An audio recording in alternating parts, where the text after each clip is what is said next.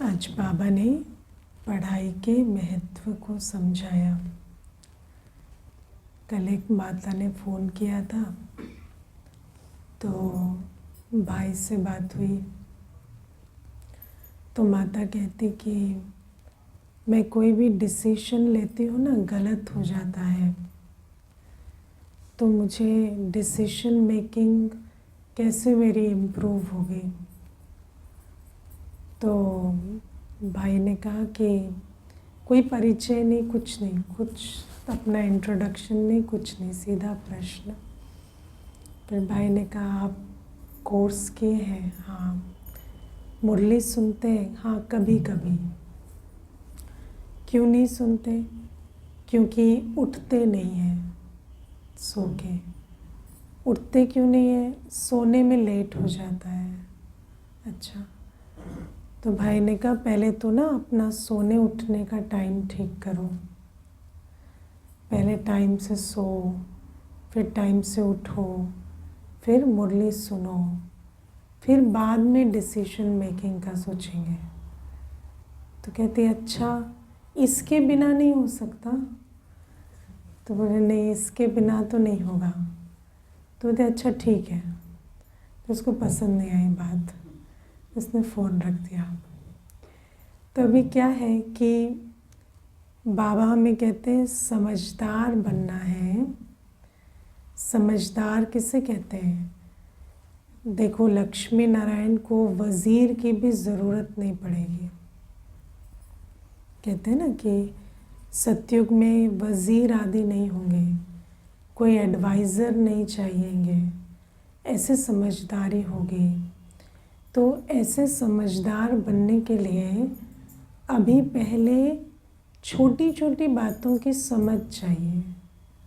कब सोना है, कब उठना है, क्या देखना है, क्या सुनना है, क्या खाना पीना है, क्या बोलना है, क्या पढ़ना है, किस पर विचार करना है। अगर ये चॉइसेस में समझदारी नहीं होगी तो हम समझदार कैसे बनेंगे? तो इसलिए ये जो बाबा हमें बेसिक समझाते हैं ना कि पढ़ाई पर विचार सागर मंथन करना, ये समझदारी की निशानी है। क्योंकि हम अपना मन बुद्धि वहाँ खर्च कर रहे हैं जहाँ से हमें अमृत मिलेगा, और जहाँ हम आसुरी विचार सागर मंथन करते हैं तो वहाँ से किचड़ा निकलता है। तो अगर हम वो बातें एक तो अपना मन बुद्धि लगाएं, फिर उस बात पर विचार करके किचड़ा निकले, तो अगर हम ऐसे काम कर रहे हैं तो हम समझदार थोड़ी हुए। तो बाबा आज हमें समझदारी सिखा रहे हैं, है ना, कि हमें ऐसे कर्म करने हैं, ऐसे चॉइसेस लेनी है जिससे हम समझदार हैं ऐसा पता चले, है ना। दुनिया में सबसे ज़्यादा समझदार कौन होते हैं? बिजनेसमैन।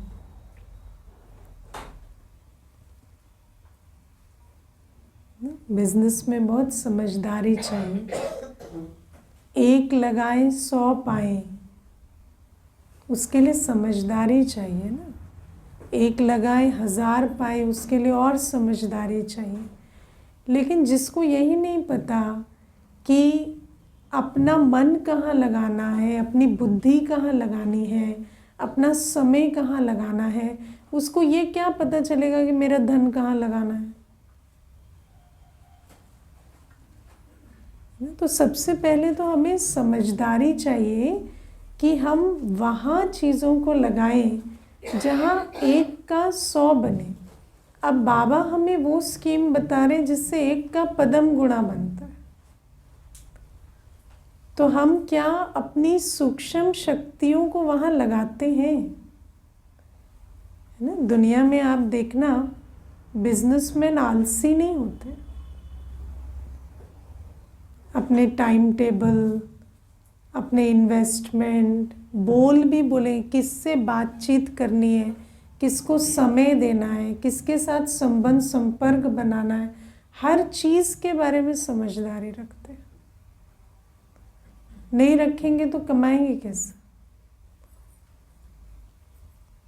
तो बाबा कहते हैं ऐसे ही हमारा कुछ भी वेस्ट नहीं जाना चाहिए।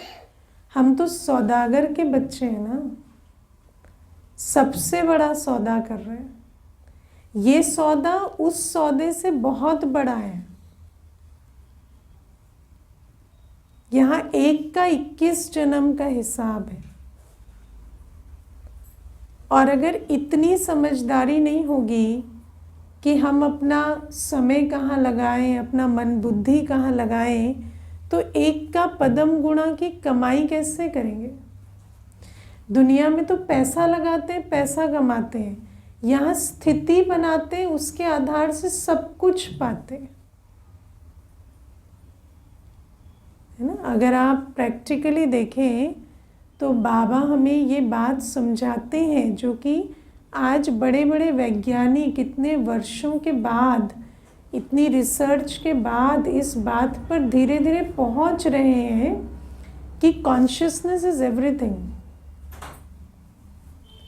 आप किस कॉन्शियसनेस में हैं, आप कैसे वाइब्रेट कर रहे हैं, किस फ्रीक्वेंसी पर, उस आधार से आप सब कुछ अट्रैक्ट करते हैं। और बाबा हमें ये सिखा रहे हैं कि उस कॉन्शियसनेस को एलिवेट कैसे करें, उसको ऊंचा कैसे बनाएं। ये जो सारा ज्ञान है, ये किस चीज़ का ज्ञान है? ये कॉन्शियसनेस शिफ्ट का ज्ञान है। आप कैसे अपनी अवस्था को, अपनी कॉन्शियसनेस को श्रेष्ठ बनाएं, पवित्र बनाएं, ऐसा ऊंचा बनाएं कि आपके आसपास सब कुछ बिना मांगे, है ना, बिना मांगे, बिना मेहनत किए, स्वतः और सहज सब कुछ आ जाए, है ना। बाबा हमें कहते हैं सतयुग में तन के लिए एक्सरसाइज नहीं करनी पड़ेगी, मन के लिए मेडिटेशन नहीं करना पड़ेगा, धन के लिए कमाना नहीं पड़ेगा, संबंध संपर्क के लिए हैप्पी बर्थडे, हैप्पी एनिवर्सरी नहीं करना पड़ेगा। सब कुछ स्वतः और सहज मिलेगा। किस आधार से? इस समय जो हम अपना कॉन्शियसनेस शिफ्ट करते हैं, उस आधार से। तो बाबा कहते हैं ये सबसे बड़ी कमाई है। लेकिन ये कमाई करने का भी अकल चाहिए। जैसे दुनिया में वो अकल होता है जिसको, वो फिर 1 लगाता है 100 पाता है, ऐसे यहाँ भी छोटी छोटी बातें, मन बुद्धि का सारा खेल है। मन बुद्धि में क्या चलाते हैं, मन बुद्धि से किसको याद करते हैं, जीवन में कौन सी चॉइसेस लेते हैं, समय की, है ना, या टाइम टेबल की, या शक्ति की, या संबंध संपर्क की, ये सारी चॉइसेस हमारी क्या बनाती है? हमारी कॉन्शियसनेस को श्रेष्ठ बनाते हैं, है ना। आप विचार करो, जब हम ह्यूमन कॉन्शियसनेस में हैं तो यहाँ बीमारियाँ हैं, अवगुण हैं, परेशानियाँ हैं, दुख है, अकाल मृत्यु है, और यहाँ क्या है? निरोगी काया है, दैवी गुण है ना, अकाल मृत्यु से छूट जाते हैं, सब कुछ यहाँ है। लेकिन यहाँ से यहाँ जाने के लिए जो हमें करना है वो बाबा सिखाते हैं। ये 2 अलग डायमेंशन है। ये डायमेंशन शिफ्ट करने से हम वो सब जो सतयुगी है वो मिल जाता है, लेकिन अल्फ को याद करने से बे मिलता है। उसको याद करने से वहाँ नहीं जाएंगे, बाबा को याद करने से, बाबा की श्रीमत पर चलने से हम वहाँ पहुँच जाएंगे। तो बाबा हमें बहुत बड़ी चीज़ सिखा रहे हैं, है ना। दुनिया में कोई अपनी वाइब्रेशन को चेंज कर दे, बहुत मुश्किल। मनुष्य मेहनत करता है, कितनी मेहनत करता है, तब इतना धन भी नहीं होता कि एक जन्म के लिए निश्चिंत हो जाए। होता है ऐसा कोई धनवान होगा जिसको कोविड में चिंता ना हुई हो, जिसको लगा हो कोई बात नहीं, लॉकडाउन कभी ना खुले तो भी मुझे कोई चिंता नहीं है, मेरा चलता रहेगा। ऐसा कोई धनवान नहीं था, क्योंकि ये जो हम आज कमाते हैं इसमें इतनी भी ताकत नहीं कि ये हमें एक जन्म के लिए निश्चिंत बना सके, है ना। मनुष्य आज कमाता है, कल ऑफिस छुट्टी करने में घबराता है।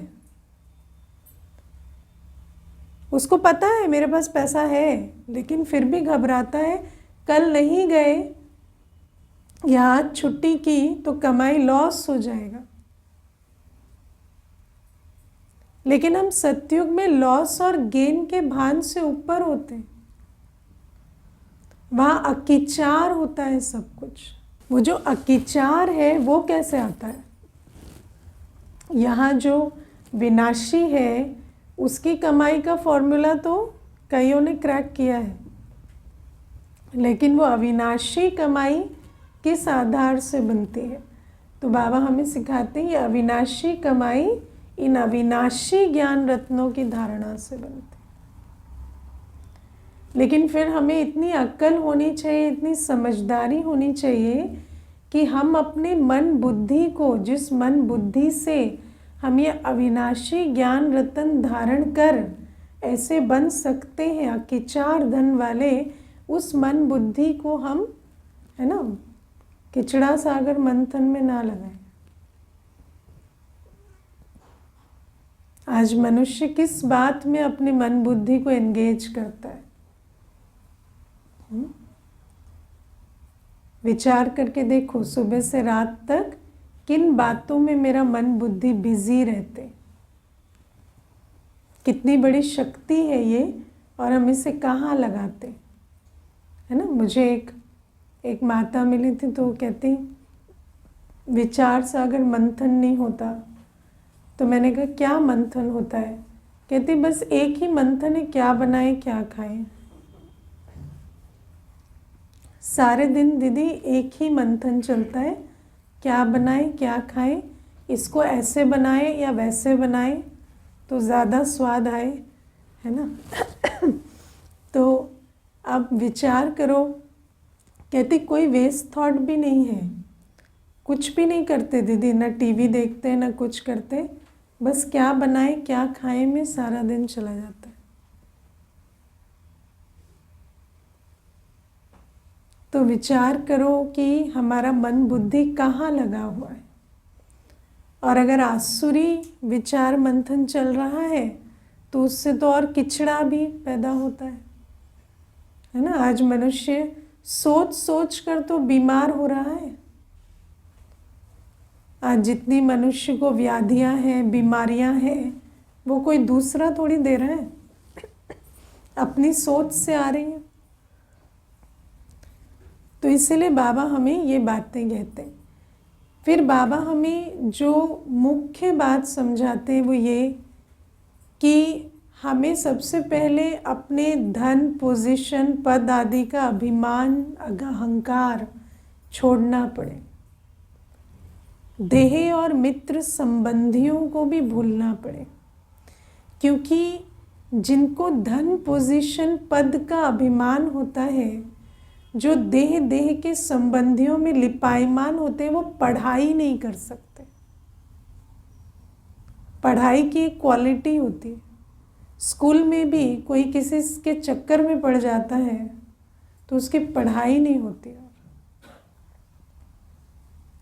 है ना। तो ये जो इन बातों का पढ़ाई से बहुत वैर है।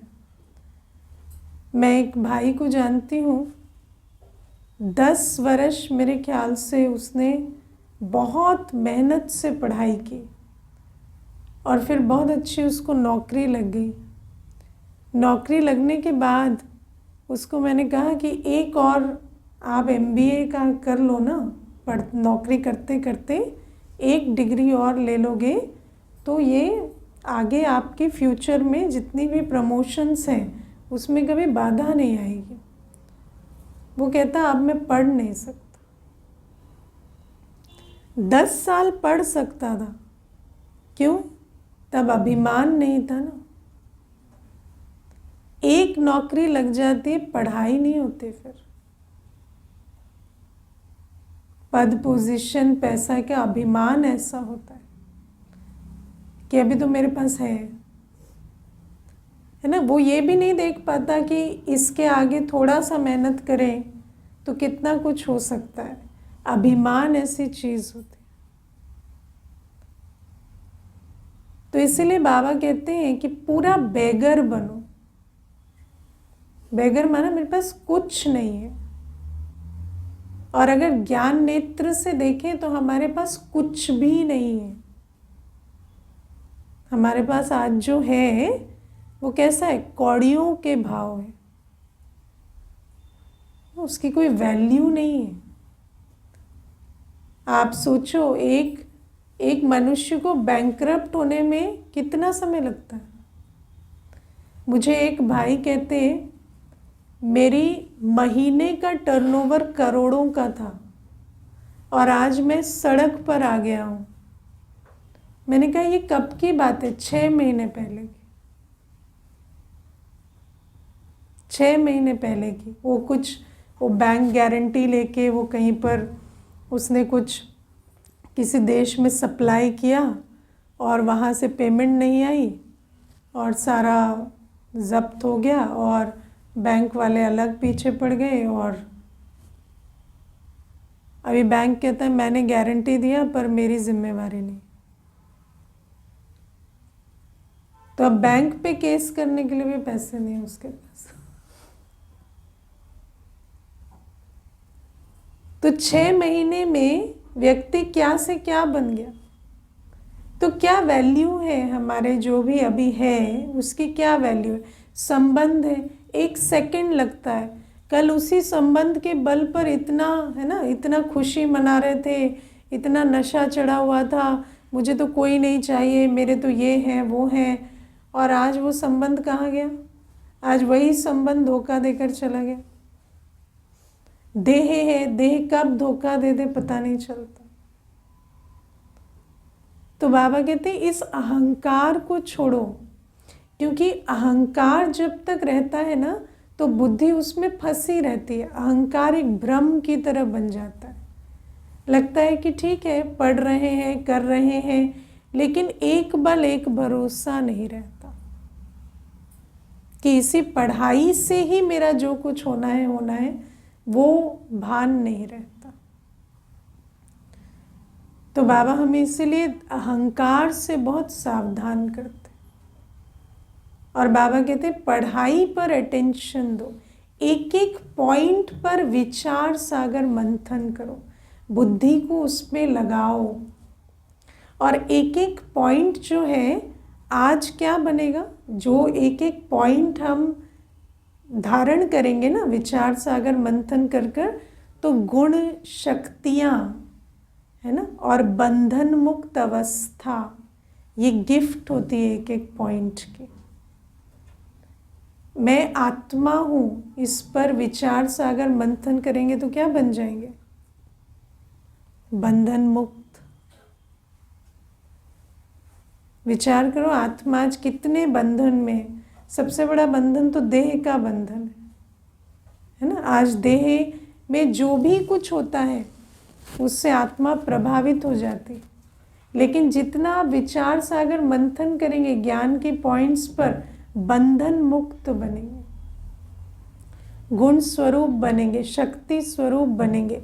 और यही जो अवस्था है ये हमारे, जिसको हम कहते हैं कॉन्शियसनेस या वाइब्रेशनल शिफ्ट लेकर आती है, जिसके आधार से कल सब कुछ मिलता है। तो बाबा कहते हैं एक एक पॉइंट पर विचार सागर मंथन करो। भले ही सुन लेते हैं लेकिन अगर विचार नहीं किया है तो बुद्धू के बुद्धू है ना। कई बार आप किसी के कर्म देखेंगे ना तो ऐसे विचार चलता है, ये मुरली नहीं सुनते क्या? आज बैठे तो हैं, सुनाई नहीं दिया इनको। सुनते तो हैं पर विचार नहीं करते। विचार नहीं करते तो सुना नहीं सुना एक बराबर हो जाता है, क्योंकि वो बात धारण नहीं हुई, वो बुद्धि में नहीं बैठी। बाबा ने समझा दिया लेकिन हम समझदार नहीं बने। तो बाबा कहते विचार सागर मंथन करो। कल देखो बाबा ने कितनी अच्छी बात हमें कही कि एक आत्मा का पार्ट दूसरे से मिलता नहीं। अब आप विचार करो, अगर एक का पार्ट दूसरे से मिलता ही नहीं है तो आप कभी किसी को समझ नहीं सकते।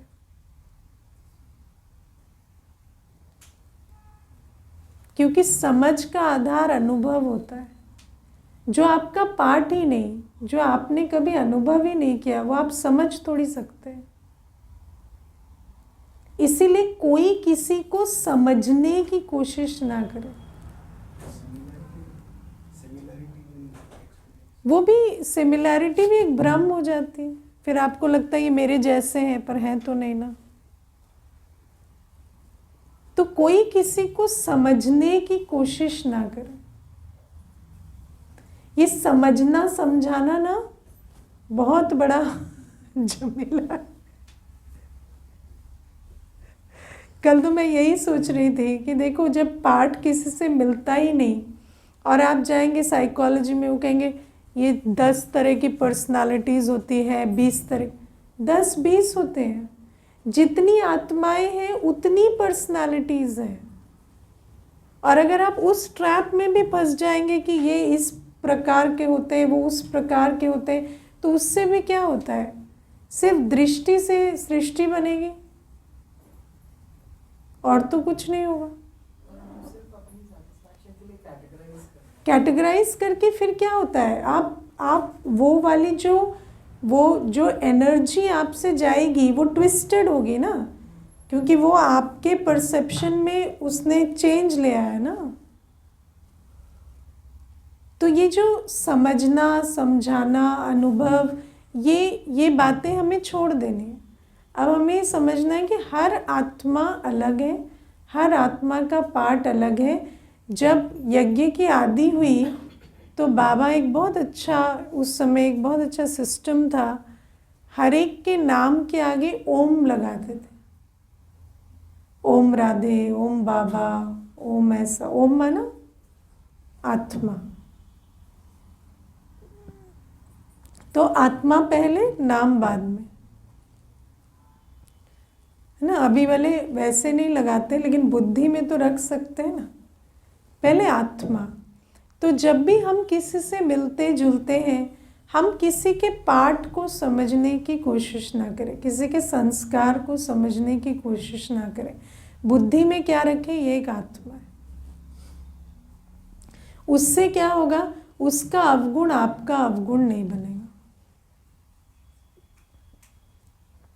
उसमें अवगुण है, वो उसका पार्ट है, उसका अवगुण आपका अवगुण नहीं बनेगा। और आपकी दृष्टि उसको सहयोग देगी। वो सहयोग कैसा होगा, क्या होगा, उससे उसका क्या बनेगा, उसमें आपको नहीं जाना।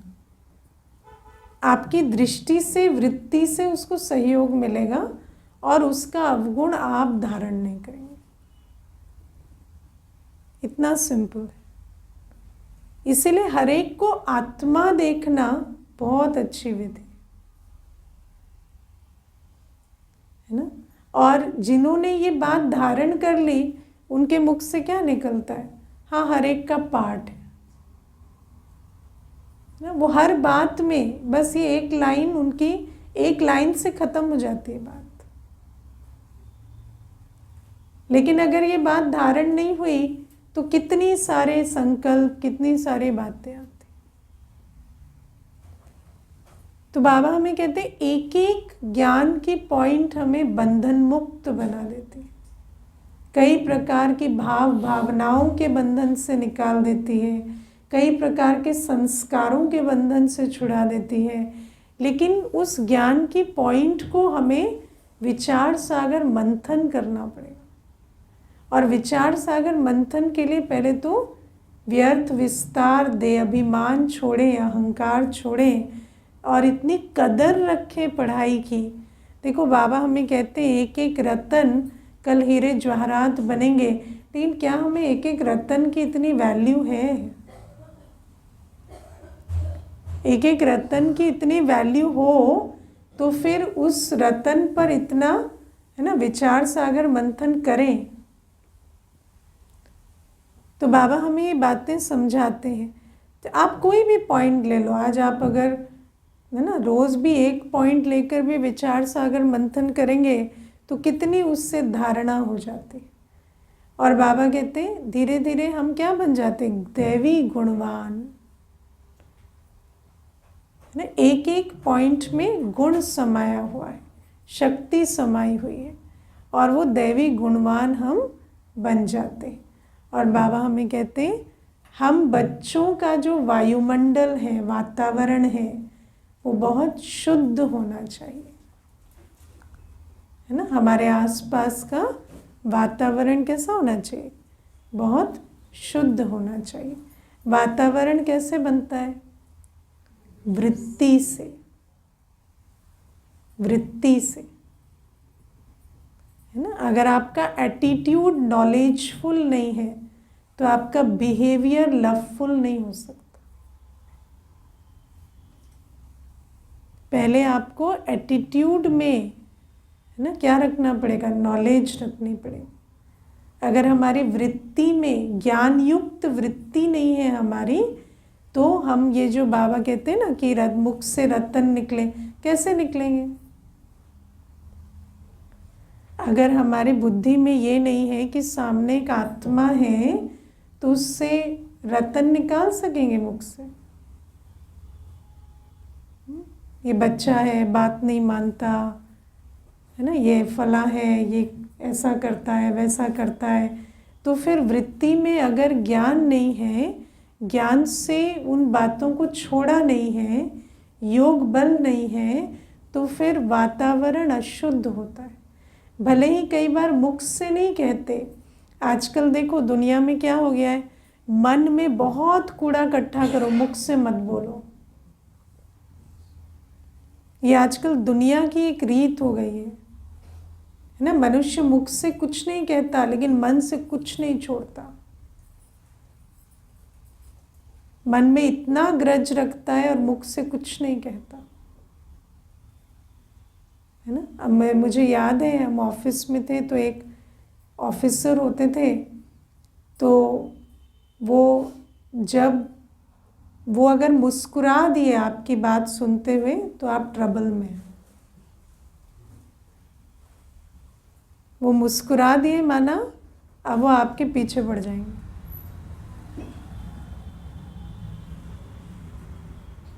है ना। तो सब लोग कहते थे उनकी खुशी से सावधान रहो। वो हंस दिए माना वो अब आपके पीछे पड़ जाएंगे। तो मतलब कोई हंसे तो इसका इंडिकेशन इतना बुरा कैसे हो सकता है। लेकिन आजकल ये बात हो गई है कि मुख से कुछ मत बोलो और मन में बहुत रखो। लेकिन बाबा हमें कहते हैं कि नहीं, मुख से रतन निकालने के लिए पहले वृत्ति में ज्ञान होना चाहिए। अगर हम लेट गो नहीं करते हैं, बंधन मुक्त नहीं बनते हैं, दुर्भावनाएं अंदर रहती हैं, तो मुख से मीठा बोलने का कोई मतलब नहीं होता ना। हमें पहले मन को साफ करना है, फिर मुख से रतन निकालने। सिर्फ ऐसे ही मुख से रतन निकालने वो नहीं। इसलिए बाबा आज हमें कहते हैं रतन ही सुनने हैं, रतन ही धारण करने, तब मुख से रतन निकलेंगे, है ना। क्योंकि मुख से वैसे मीठा बोलने वाले तो आज बहुत हैं, लेकिन रतन ही सुने, रतन ही धारण करें, तब मुख से रतन निकले। और जब ऐसा वायुमंडल होता है जहाँ सब हर्षित मुख है, तो बाबा कहते हैं ऐसे वायुमंडल को देख, बाबा की प्रत्यक्षता होती है। देखने वाला भी सोचता है कि यहाँ तो जैसे स्वर्ग लगा पड़ा है। तो ये भी बाबा हमें समझाते हैं। लेकिन इसको बहुत ध्यान देना कि सिर्फ मुख से मीठा नहीं, है ना, अंदर इतने ज्ञान रतन धारण हो कि किसी की भी कोई भी बात, कोई भी अवगुण, कोई भी व्यवहार मेरी बुद्धि में धारण ना हो सके, है ना। हम सब कुछ देखते हुए लेट गो कर सके, हर एक के लिए स्नेह सम्मान इमर्ज कर सके। अगर वो नहीं होता तो फिर वो तो हिपोक्रेसी है ना। तो ये भी बाबा हमें समझाते हैं। फिर बाबा आज हमें कहते हैं कि बाबा तो बहुत समझानी सावधानी देते हैं, लेकिन फिर भी कई गिर पड़ते हैं, है ना। और फिर गिर जाते हैं तो क्या बन जाते हैं? अधम बन जाते हैं। और जब अधम बनते हैं तो दिल खाती है। अधम बनेंगे तो दिल तो खाएगी, है ना। भले ही सामने से वो कितना भी हुंकार करे, कितना भी कहे मैं राइट हूँ, लेकिन दिल तो खाती है ना। और मनुष्य इतनी बातें क्यों करता है, इतना एक्सप्लेनेशन क्यों देता है? किसको देता है? खुद को। क्योंकि दिल खाती है ना, तो बहुत बोलता है बाहर, वो रॉन्ग है मैं राइट हूँ, वो रॉन्ग है मैं राइट हूँ। बहुत बोलना पड़ता है, क्योंकि बोलना तो खुद को पड़ रहा है ना। जो सच में राइट होता है ना, उसको सिद्ध करने की ऐसे, है ना, खींच नहीं होती कि कोई माने तभी होगा। उसको तो सत्यता का बल है ना। लेकिन जो झूठा होता है ना, उसको अंदर दिल खाती है, वो बहुत बाहर सिद्ध और जिद में आता है, टकराएगा, बार बार सिद्ध करने की कोशिश करेगा। और ये सब अधम पने की निशानी होती। और बाबा कहते हैं अगर दिल ऐसे खाती है तो अंत मते सोगति क्या होगी? अंत में भी ऐसे ही दिल खाते खाते शरीर छोड़ देंगे। तो इसीलिए सावधान रहना होता है। बाबा कहते हैं जो मैं तुम्हें श्रीमत देता हूँ अपनी संभाल के लिए, उस श्रीमत पर अटेंशन दो। और माया पर कैसे जीत पाएंगे? जब तक ताकत नहीं होगी, विचार सागर मंथन नहीं, बाबा की याद नहीं, तो माया को ना परख सकेंगे ना समझ सकेंगे। वही जो बाबा मुरली में कह रहे हैं ना, कई बार आप देखते हो ना किसी को कह यहाँ नहीं गिरना, यहाँ नहीं गिरना, यहाँ बचना, यहाँ बचना, वो जाके सीधा वहीं गिरता है।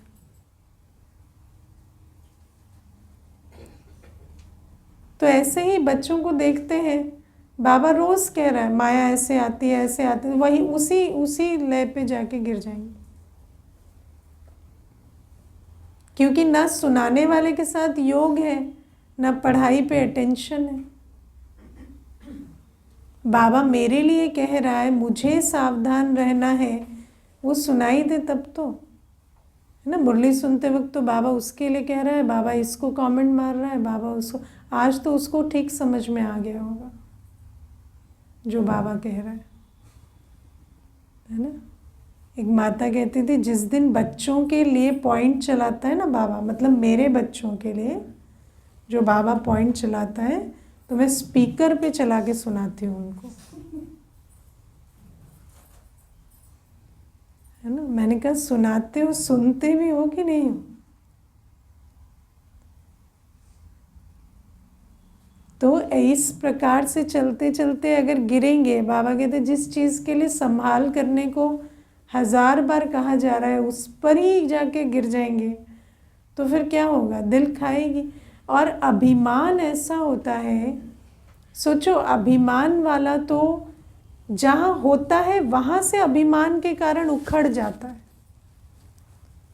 है ना। अभिमान कैसा होता है कि सब कुछ ठीक है, आप देखना संबंध ठीक है, सब कुछ ठीक चल रहा है, अभिमान के कारण संबंध टूट जाता है।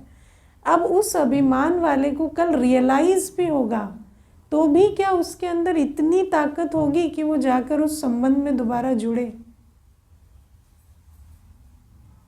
आज इतना अभिमान है कि बने बनाए संबंध को तोड़ दिया, तो क्या इतनी ह्यूमिलिटी कल आ जाएगी कि उस संबंध को जाकर दोबारा जोड़ दे? उतनी ह्यूमिलिटी होती तो टूटता ही क्यों? उतना तो नहीं है ना, देह अभिमान बहुत है। तो आप विचार करो कि एक आत्मा जब बाद में रियलाइज भी करती है तो क्या होता है? कुछ नहीं। रियलाइज करेंगे, कईयों को आप देखना, मैंने ऐसे जब ज्ञान में आए किसी को फ़ोन लगाया है ना, कहेंगे हम सालों से सोच रहे हैं फ़ोन लगाने की, पर वो बात हो गई थी ना, तो उसके बाद फ़ोन लगा ही नहीं सके। तो मैंने कहा मैंने तो नहीं सोचा था, आज ही सोचा, आज ही लगा ली। मुझे तो पता भी नहीं थी इतनी बड़ी बात हो गई थी। पता हो तो हम पहले ही लगा लेते हैं, ऐसा क्या है? तो मनुष्य सोचता चला जाता है, लेकिन फिर क्या कदम बढ़ा सकेगा? क्या कभी नहीं।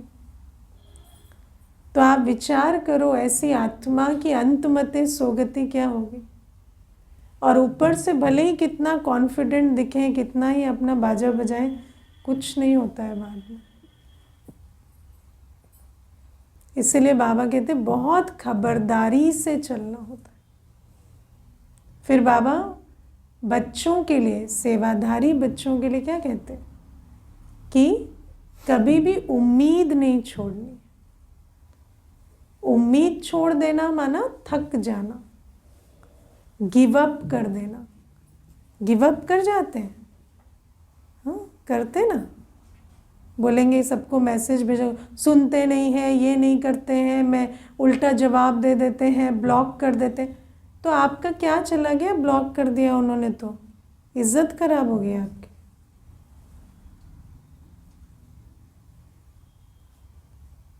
कर दिया ब्लॉक,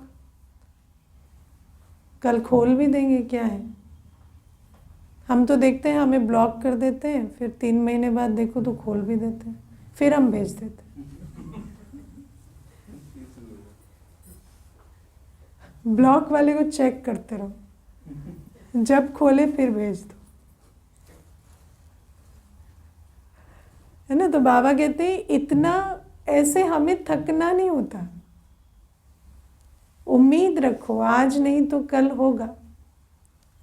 मुझे याद है एक बार एक भाई आए तो उन्होंने इतनी उल्टी बातें सुनाई, है ना, बहुत कुछ, आप लोग ऐसे हो वैसे हो, मतलब एज एन ऑर्गेनाइजेशन आप, है ना, घर तोड़ देते हो, ये करते हो वो करते हो, बहुत कुछ उसने सुनाया। फिर मैंने कहा ठीक है। फिर मैंने उसको जाते वक्त कहा कभी आपको दिल करे तो आप आ सकते हैं। तो मुझे इतने गुस्से से वो देखकर गए, लेकिन 6 साल के बाद आए। हाँ 6 साल के बाद वो आए और उस समय बोले मेरे साथ बहुत ट्रेजेडीज़ हुई 6 साल में, मैंने वो देखा जो मैंने कभी संकल्प में भी नहीं सोचा था। लेकिन फिर मुझे आया कि अब उभरना तो है ही, तो एक बार जाकर देखते हैं। तो विचार करो कि बाबा कहता है कि कल नहीं था, आज हो भी सकता है ना? बाबा कहता है एक का पार्ट ना मिले दूसरे से, एक सेकंड ना मिले दूसरे से, जो इस सेकंड है वो कल होगा ज़रूरी नहीं ना, बदल जाता है। तो बाबा कहते तब तक तुम तो नाउम्मीद नहीं हो जाओ, तुम तो थक नहीं जाओ, तुम तो उम्मीद रखो ना। और उम्मीद रखेंगे तो ये संकल्प के द्वार खुले रहते हैं। संबंध तो सब यहाँ से बनते हैं ना, ये खुला रहेगा तो वो एनर्जी एक्सचेंज चलता रहता है, उस आत्मा को भी आपका आह्वान पहुँचता रहता है। और आप थक गए, आपने ही द्वार बंद कर दिया, तो आपकी तरफ से कोई एनर्जी उसको जा नहीं रही। और अगर देखा जाए, देखो मेरे हिसाब से आइंस्टाइन ने एक बार कहा कि इस दुनिया में 90% जो चीज़ें हैं वो नॉन मटेरियल हैं, जिनको हम समझते नहीं, है ना। 90% जो ये यूनिवर्स का खेल है वो नॉन मटेरियल है। और बाबा हमें प्रैक्टिकली उस नॉन मटेरियल की समझ दे रहे हैं कि आपका सब कुछ तो संकल्प, वृत्ति, स्मृति इसके आधार से चल रहा है। तो जब हम थक जाते हैं तो क्या होता है, ये द्वार बंद हो गया ना, आपने किसी पे गिव अप कर दिया तो ये द्वार बंद हो गया। फिर आपसे ना उसको कोई शुभ भावना जा रही, ना शुभकामना जा रही, तो उसका भाग्य खुलेगा कैसे, है ना। और बाबा कहते ये द्वार भी खोल के रखो, वो द्वार भी खोल के रखो। कभी भूला भटका चला है तो ऐसे नहीं पूछो आज कैसे चले आए, रास्ता भूल गए क्या। हाँ, उस दिन ऐसे बोल के गए थे, है ना। उसको फिर बिठाओ, प्यार से पूछो कहाँ रह गए, क्या हुआ, तो बताएंगे हम माया के वश हो गए। बाबा ये भी बताते।